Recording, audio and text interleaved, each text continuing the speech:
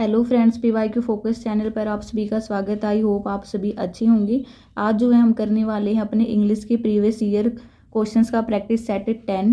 ठीक है, और इस सीरीज में जो है हम बेसिक से लेकर एडवांस लेवल तक की सभी मोस्ट इंपॉर्टेंट क्वेश्चंस को करेंगे, जो Haryana group D, CT mains, HSSC, SSC और एनी कॉम्पिटिटिव एग्जाम्स के लिए मोस्ट इंपॉर्टेंट रहने वाले हैं। अगर आपका लक्ष्य इंग्लिश में 10 में से 10 नंबर लाना है तो इस पूरी सीरीज के एक भी प्रैक्टिस सेट को मिस मत कीजिएगा। तो चलिए बिना टाइम वेस्ट किए शुरू करते हैं आज का practice set 10।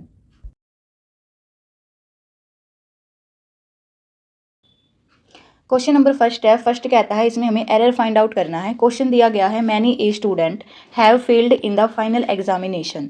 Many a student have failed in the final examination. बताएंगे इस क्वेश्चन में कहाँ पर एरर दिया गया है। कई छात्रों में से प्रत्येक अंतिम परीक्षा में असफल रहा। बताएंगे। देखो फ्रेंड्स, ग्रामर रूल क्या कहता है कि जब भी आपको सेंटेंस में मैनी ए वर्ड मिल जाए, है ना, मैनी ए वर्ड मिल जाए, तो इसके बाद जो है, तो यहाँ पर लिख देते हैं मैनी एज। अगर आपको सेंटेंस में मिल जाता है तो इसके बाद हमेशा सिंगुलर नाउन, ठीक है भाई, सिंगुलर नाउन और सिंगुलर वर्ब का ही यूज़ होगा। ठीक है, सिंगुलर नाउन और सिंगुलर वर्ब का ही यूज़ होगा। ठीक है, सिंगुलर वर्ब का ही यूज़ होगा। तो देखो भाई, मैंने ए के बाद स्टूडेंट सिंगुलर गिवन है, लेकिन हेल्पिंग वर्ब यहाँ पर क्या गिवन है भाई, प्लूरल दे दी गई है ना, जो कि गलत हो गया। हैव की जगह पर क्या आएगा फ्रेंड्स, हैज़ आएगा। इस क्वेश्चन का राइट आंसर क्या हो जाएगा, ऑप्शन नंबर बी में जो है एरर है। ठीक है, यहाँ पर क्या आएगा, has failed in the final examination. Question number 2 है, इसमें भी हमें एरर फाइंड आउट करना है। क्वेश्चन दिया गया है, the furnitures in this new house look very elegant.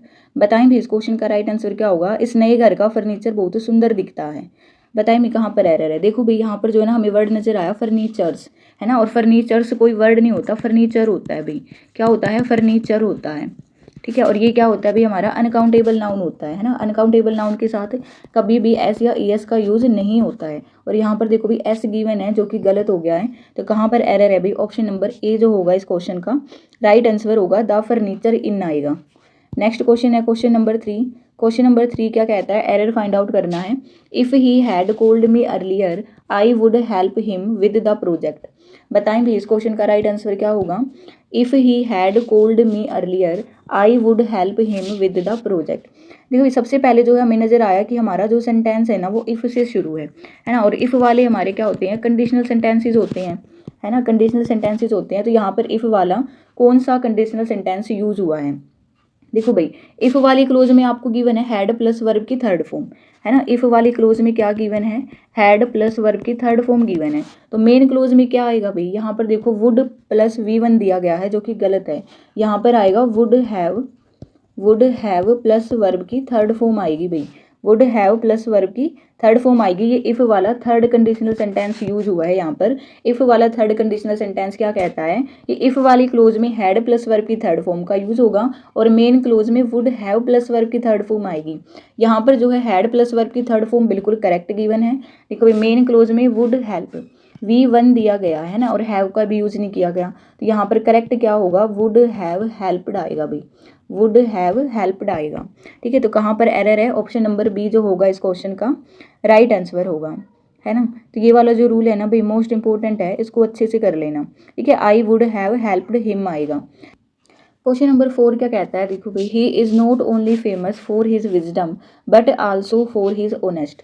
बताएं भी इस क्वेश्चन का राइट आंसर क्या होगा। He is not only famous for his wisdom but also for his honest. कहाँ पर एरर है भाई, देखो वह न केवल अपनी बुद्धिमत्ता के लिए बल्कि अपनी ईमानदारी के लिए भी प्रसिद्ध है।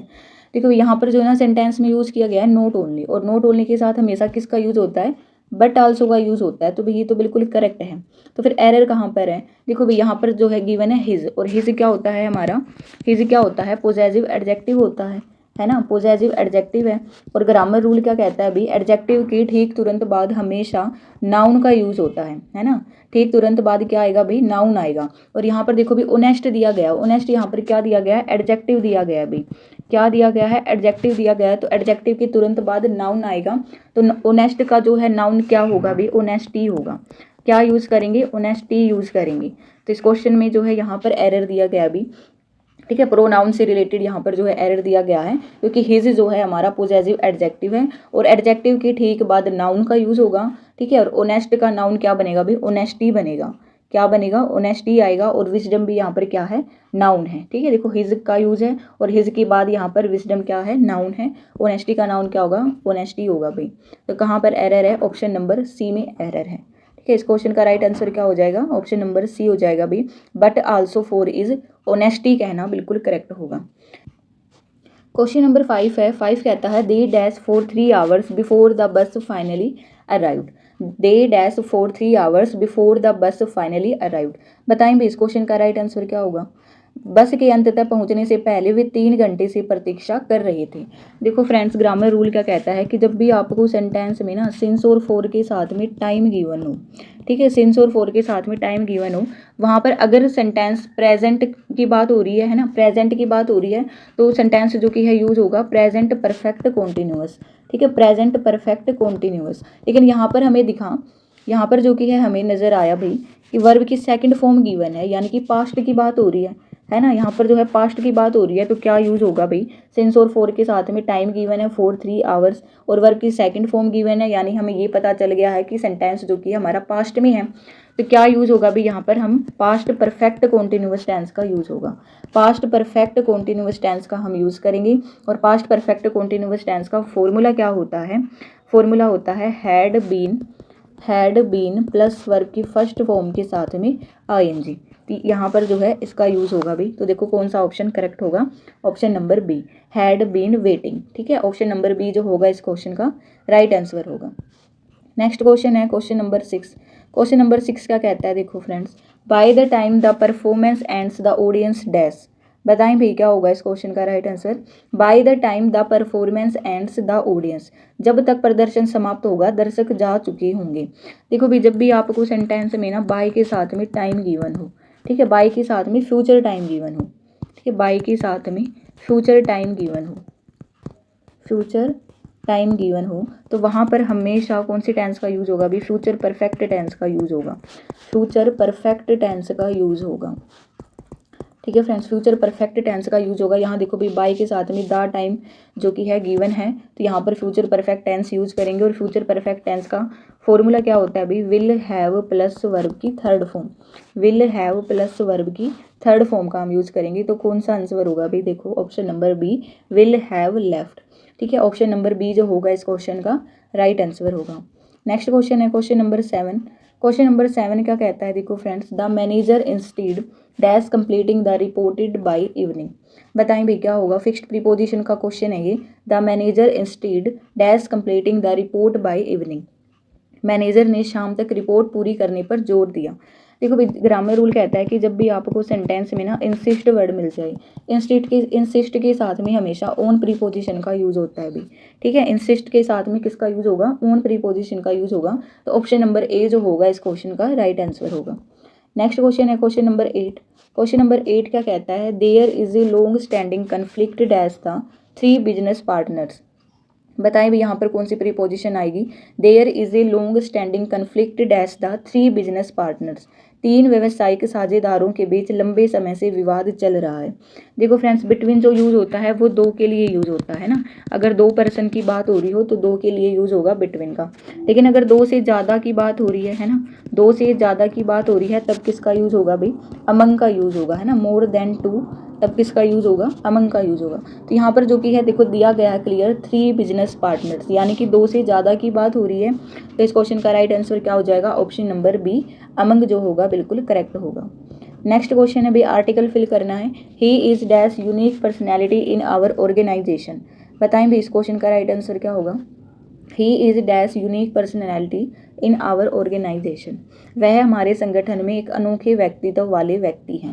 देखो भी यहाँ पर देखो हमने सेंटेंस में सबसे पहले ये देखा कि कोई स्पेसिफिक कुछ भी नहीं दिया गया अभी, है ना, सिंपल जो है सेंटेंस हमें दिया गया है। तो अगर सिंपल सेंटेंस दिया गया है तो हम कैसे करेंगे आर्टिकल के क्वेश्चन को, ब्लैंक के ठीक बाद वाला वर्ड हमें उठाना है और इसको हमें बोल कर देखना है। ठीक है, इसको हमें बोल कर देखना है। हमने बोल कर देखा यूनिक, तो यूनिक को हम हिंदी में कैसे लिखते हैं, ऐसे लिखते हैं।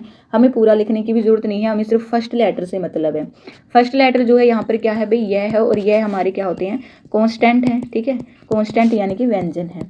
और जब भी व्यंजन अगर दिया गया हो तो वहाँ पर हमेशा किसका यूज होगा भाई, ए का यूज होगा। और अगर साउंड जो है स्वर की आ रही हो, ठीक है, स्वर की आ रही हो यानी कि वोवल्स की आ रही हो, तब किसका यूज़ होगा भाई, एन का यूज़ होगा। तो ये ग्रामर रूल है भाई, इसको याद रखना है, ट्रिक होती है ये आर्टिकल के क्वेश्चन को करने की।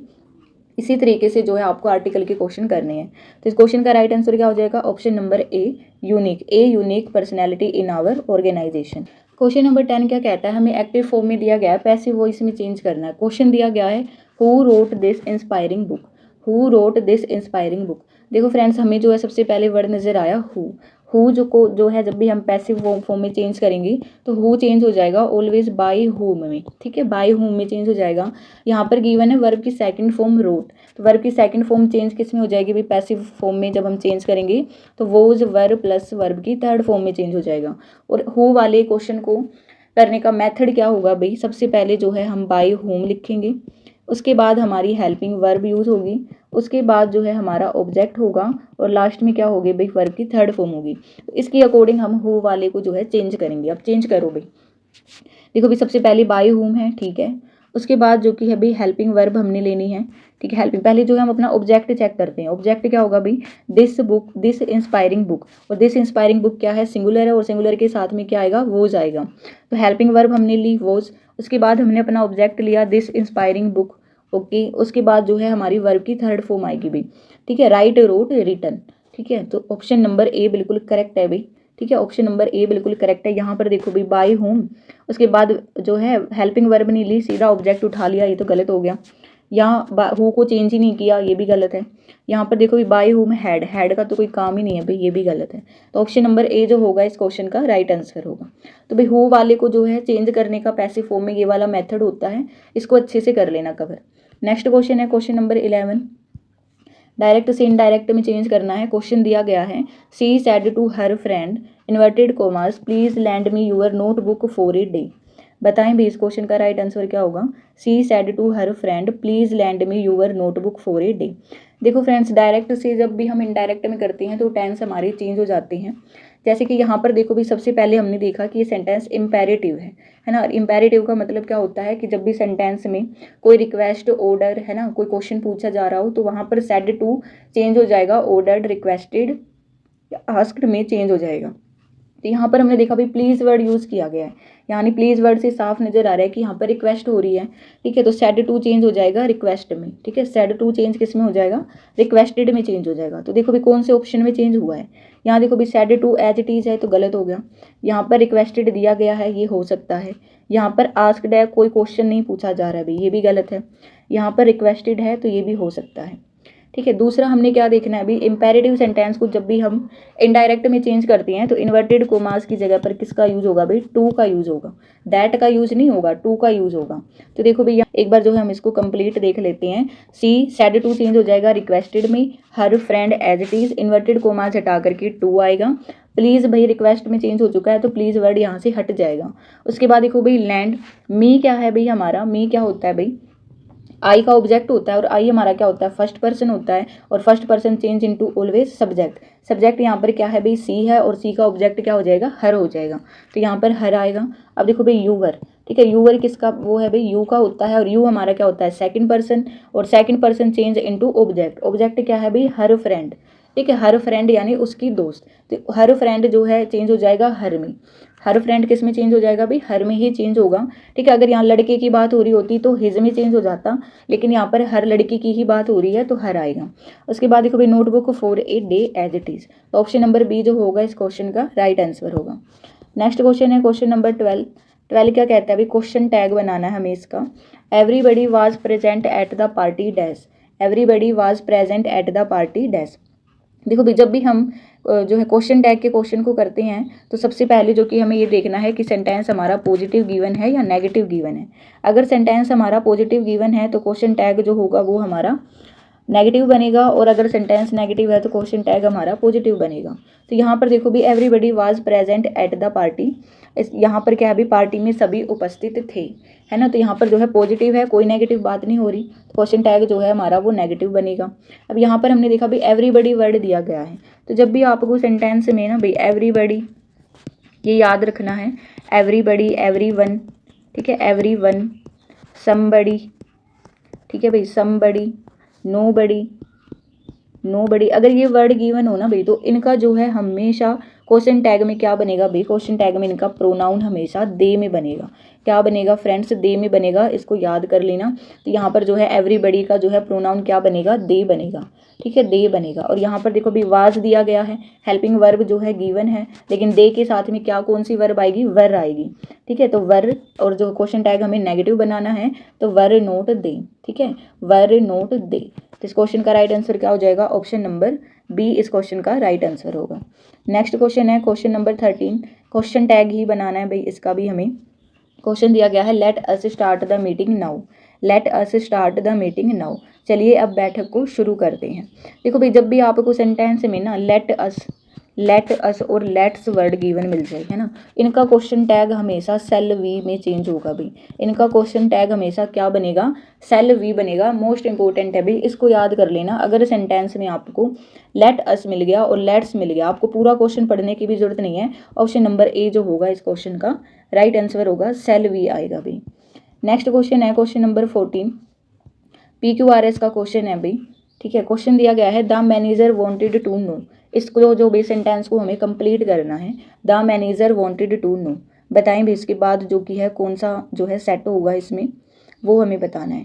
देखो भाई जब भी हम क्वेश्चन को करते हैं ना, इस टाइप के क्वेश्चन को, तो सबसे पहले हम सब्जेक्ट को देखेंगे, उसके बाद जो कि है हम अपना वर्ब वाला पोर्शन देखेंगे, उसके बाद अगर कोई थॉट वगैरह दिया गया हो, ठीक है, 2-3 थॉट दिए गए हो तो हम थॉट वाला पोर्शन उठाएंगे, उसके बाद हम ऑब्जेक्ट वाला उठाएंगे, और लास्ट में फिर दूसरा कोई थॉट की बात हो रही है तो वो लास्ट में लिखेंगे। तो देखो भाई यहाँ पर जो है दिया गया है the manager wanted to know, subject जो कि है यहाँ पर दे दिया गया है, हमें वर्ब वाला पोर्शन उठाना है। और देखो भी वर्ब वाला पोर्शन यहाँ पर जो है वर्ब यूज हो रही है, हैड नॉट बीन सबमिटेड। तो ऑप्शन नंबर पहले जो है क्या आएगा, पी आएगा, ठीक है, पी फिल होगा। उसके बाद देखो भी and who was responsible on time by the team for the delay. एक बार जो है ना आप इसको बोल कर भी देखोगे, ठीक है, बोलने से भी पता चल जाएगा कि कौन सा सेंटेंस जो है हमारा ठीक होगा। The manager wanted to know why the report had not been submitted, उसके बाद देखो भी कौन सा फिट होगा, ऑप्शन नंबर आर आएगा भाई, ठीक है, on time by the team, on time by the team. उसके बाद जो है and who was responsible for the delay, ठीक है, and who was responsible for the delay. तो पी आर, उसके बाद क्यू आएगा और लास्ट में एस आएगा भाई। तो हमारा करेक्ट सेंटेंस क्या बनेगा, the manager wanted to know why the report had not been submitted on time by the team and who was responsible for the delay, ठीक है। मैनेजर जानना चाहता था कि टीम द्वारा समय पर रिपोर्ट क्यों जमा नहीं की गई थी और इस देरी के लिए कौन जिम्मेदार था, ठीक है। तो इस क्वेश्चन का राइट आंसर क्या हो जाएगा फ्रेंड्स, PRQS होगा, PRQS ऑप्शन नंबर ए जो होगा इस क्वेश्चन का राइट आंसर होगा, ठीक है। नेक्स्ट क्वेश्चन है क्वेश्चन नंबर 15, हमें जो है ना सैनोनियम बताना है अभी। सैनोनियम हमारे क्या होते हैं, समानार्थक शब्द। एडवर्सिटी का सैनोनियम बताएं भी क्या होगा। एडवर्सिटी का जो है मीनिंग क्या होता है अभी, तो एडवर्सिटी का मीनिंग होता है विपत्ति, ठीक है, विपत्ति आना, कठिनाई, ठीक है, कठिनाई, बुरा समय, ठीक है, कठिनाई या फिर बुरा समय, बुरा समय। तो बताएं भी इस क्वेश्चन का राइट आंसर क्या हो जाएगा, ऑप्शन नंबर बी मिसफॉर्चून। क्या होगा भी, मिसफॉर्चून का मीनिंग भी क्या होता है, विपत्ति, कठिनाई या बुरा समय, ठीक है, क्या होगा भी, मिसफॉर्चून होगा, ठीक है भाई। देखो भाई ऑप्शन नंबर ए गिवन है प्रोस्पेरिटी, ठीक है, प्रोस्पेरिटी का मीनिंग क्या होता है, समृद्धि या खुशहाली, ठीक है, समृद्धि या खुशहाली। तो ये तो जो है होना ही नहीं था, ठीक है भाई, हमें तो सेम चाहिए। एडवर्सिटी का मीनिंग क्या था, विपत्ति या बुरा समय। ऑप्शन नंबर बी मैंने बता ही दिया। सक्सेस का मतलब होता है सफलता, ठीक है, क्या होता है, सफलता। इनके मीनिंग भी भाई साथ के साथ याद रखेंगे। हेल्पलेसनेस का मीनिंग क्या होता है, लाचारी, ठीक है, क्या होता है भाई, लाचारी या बेबसी, ठीक है। तो ऑप्शन नंबर सी जो है इस क्वेश्चन का राइट आंसर होगा, ठीक है। एडवर्सिटी का क्या होगा भी, सैनोनियम मिसफॉर्चून। नेक्स्ट क्वेश्चन है क्वेश्चन नंबर 16, एंटोनियम बताना है भाई हमें। एंटोनियम हमारे क्या होते हैं, विलोम शब्द बताना है भाई गैरुलस का, ठीक है, गैरुलस का एंटोनियम बताएं भी क्या होगा। सबसे पहले हमें इसका मीनिंग पता होना चाहिए, क्या होता है भाई, बातूनी, क्या होता है अभी, बातूनी यानी बहुत अधिक बोलने वाला, बहुत अधिक बोलने वाला। अब हमें इसका विपरीत चाहिए यानी कि कम बोलने वाला, ठीक है, बहुत अधिक बोलने वाला। कम बोलने वाले को क्या कहेंगे भी, साइलेंट। ऑप्शन नंबर बी जो होगा इस क्वेश्चन का राइट आंसर होगा साइलेंट। देखो टॉकटिव का क्या मीनिंग होता है, टॉकटिव का मीनिंग भी यही होता है, बातूनी, बहुत अधिक बात करने वाला।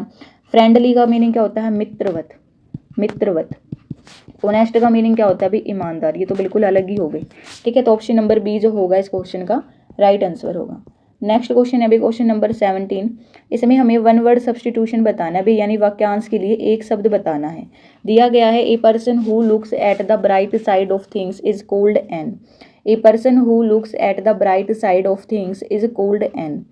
ठीक है, जो हर चीज़ के लिए सकारात्मक पहलू को देखता हो उसको क्या कहेंगे भाई। ठीक है, जो हर चीज़ के लिए सकारात्मक यानी कि उज्जवल पहलू को देखता हो उसको हम क्या कहेंगे। ठीक है, यानी सबके बारे में जो है अच्छा सोचता हो, अच्छा व्यवहार करता हो, है ना, सकारात्मक सोचता हो। ठीक है, उसको हम क्या कहेंगे भाई। ऑप्शन नंबर बी होगा, ऑप्टिमिस्ट कहा जाता है। इसको क्या कहा जाता है, ऑप्टिमिस्ट। ऑप्टिमिस्ट का मीनिंग होता है आशावादी। ठीक है, आशावादी। ठीक है भाई, बाकी भी मीनिंग हम जान लेते हैं। ठीक है, पेसिमिस्ट को क्या कहेंगे भी, पेसिमिस्ट को, तो पेसिमिस्ट को कहा जाता है निराशावादी। क्या कहा जाता है भी, निराशावादी, यानी जो केवल नकारात्मक यानी कि नेगेटिव सोचता हो। ऑप्टिमिस्ट को क्या कहते हैं, आशावादी, अभी बताया। इस क्वेश्चन का राइट आंसर यही है, यानी जो पॉजिटिव सोचता हो। ठीक है, एक होता है भी एथिस्ट।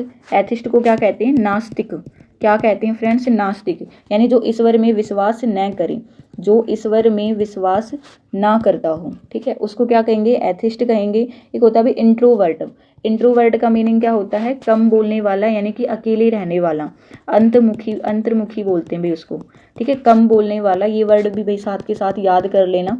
ठीक है, इनसे रिलेटेड भी एग्जाम में पूछा जा सकता है। ठीक है, कम बोलने वाला या अकेले रहने वाला, उसको क्या कहा जाता है भाई, इंट्रोवर्ट कहा जाता है। तो इस क्वेश्चन का राइट आंसर क्या हो जाएगा, option number B, optimist. Next question है क्वेश्चन नंबर 18।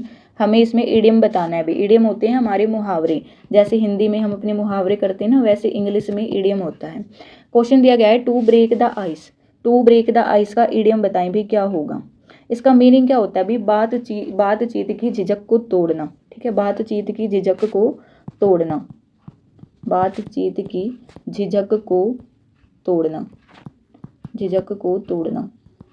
ठीक है, यानी माहौल को सहज बनाना, माहौल को सहज बनाना, माहौल को सहज बनाना। अब बताएं फ्रेंड्स इस क्वेश्चन का राइट आंसर क्या हो जाएगा। ठीक है, देखो भाई, जब अजनबी लोग आपस में मिलते हैं तो शांति सी छा जाती है, और जब बातचीत शुरू करते हैं तो क्या होते हैं भाई, माहौल को हल्का और सहज बनाते हैं, है ना। तो उसी को क्या कहते हैं, टू ब्रेक द आइस बोलते हैं। ठीक है, टू ब्रेक द आइस कहते हैं। तो इस क्वेश्चन का राइट आंसर क्या हो जाएगा भाई, option number B, to make people feel more comfortable and start a conversation. To make people feel more comfortable and start a conversation. तो ऑप्शन नंबर बी जो होगा इस क्वेश्चन का राइट आंसर होगा। क्वेश्चन नंबर 19 है भी, हमें इसमें इनकरेक्टली स्पेल्ड वर्ड ढूंढना है। ठीक है, इनकरेक्टली स्पेल्ड वर्ड ढूंढकर बताओ भी इस क्वेश्चन का राइट आंसर क्या होगा। देखो भाई, सबसे पहले दी गई है रिसीव। रिसीव का मीनिंग क्या होता है भाई, प्राप्त करना। क्या होता है फ्रेंड्स, प्राप्त करना। तो ये बिल्कुल करेक्ट दी गई है भाई। सेकंड दी गई है बिलीव। बिलीव का मीनिंग क्या होता है, विश्वास करना, तो ये भी ठीक है। अचीव, अचीव का मीनिंग क्या होता है अभी, हासिल करना। क्या होता है फ्रेंड्स, हासिल करना, तो ये भी बिल्कुल करेक्ट है। सेपरेट, सेपरेट की स्पेलिंग भी बिल्कुल करेक्ट है भाई। तो ये चारों ठीक हैं भाई, इसमें कोई भी इनकरेक्ट स्पेलिंग नहीं है। तो इसका जो आंसर क्या हो जाएगा भाई, नन ऑफ दीज हो जाएगा। ठीक है, नन ऑफ दीज। ठीक है, नन ऑफ दीज हो जाएगा भाई, चारों स्पेलिंग बिल्कुल करेक्ट है भाई। ठीक है, पीडीएफ प्रिंटिंग में मिस्टेक हुई है। सेपरेट का मीनिंग क्या होता है अभी, सेपरेट का मीनिंग बताएं भी, अलग करना। ठीक है, सेपरेट का मीनिंग होता है अलग करना। तो ये वर्ड मीनिंग भी मोस्ट इंपॉर्टेंट होते हैं भाई, इनको भी साथ के साथ याद कर लिया करो। नेक्स्ट क्वेश्चन है क्वेश्चन नंबर 20, और ये हमारी आज की क्लास का लास्ट क्वेश्चन है। और इस क्वेश्चन का आंसर जो कि है सभी स्टूडेंट कमेंट बॉक्स में देंगे भाई। इस क्वेश्चन का आंसर सभी स्टूडेंट कमेंट बॉक्स में देंगे, और 20 में से भाई आप कितने क्वेश्चन कर पाए हो वो भी बताना भाई कमेंट बॉक्स में, कितने स्टूडेंट कितने क्वेश्चन कर पाते हैं। आई होप आप सभी को आज की क्लास पसंद आई होगी। अगर वीडियो अच्छी लगी है तो प्लीज़ चैनल को लाइक, शेयर एंड सब्सक्राइब जरूर करना। मिलते हैं नेक्स्ट प्रैक्टिस सेट के साथ। Thanks for watching this video.